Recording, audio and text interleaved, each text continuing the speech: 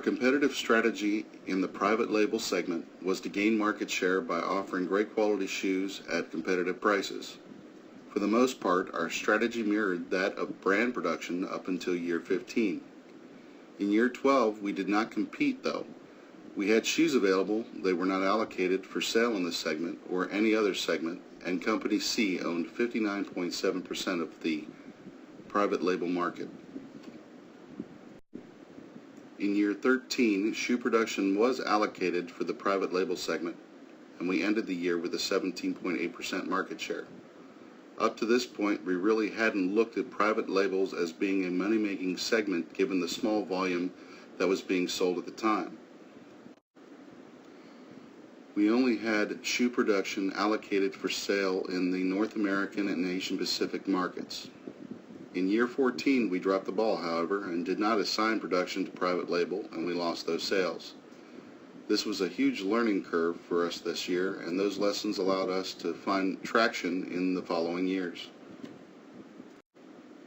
In year 15, we made sure to assign production to private label and saw an increase in our private label market share from 0% in year 14 to 13.2% in year 15.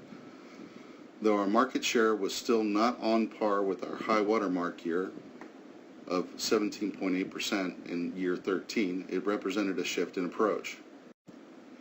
In previous years, private label was not a large consideration and only represented a small amount of projected surplus production capacity the wholesale segment did not need to meet its projected demand.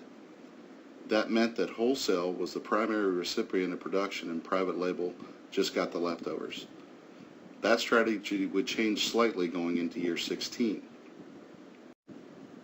In year 16, superior materials for private label had to remain at a reasonably high level to maintain a required 5-star SQ rating. This meant we could offer shoes in this segment to the customer at a slightly higher price.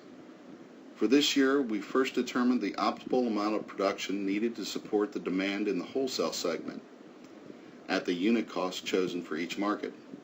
All the remaining shoe production was shifted to private label, leaving a minimal of surplus stock in wholesale. Our next step was to limit the sales of those private label shoes to our best performing and cost-effective markets of North America and Latin America.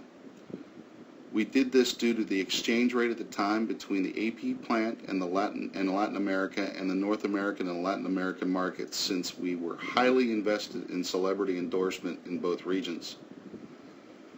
We would ultimately see an increase in market share in private label this year, going up to 24.4% in North America and 18.2% in Latin America.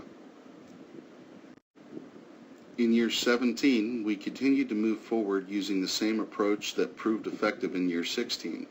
Although there was a small drop in market share in North America, there was a significant increase in Latin America, increasing to 29.4% market share in the private label segment.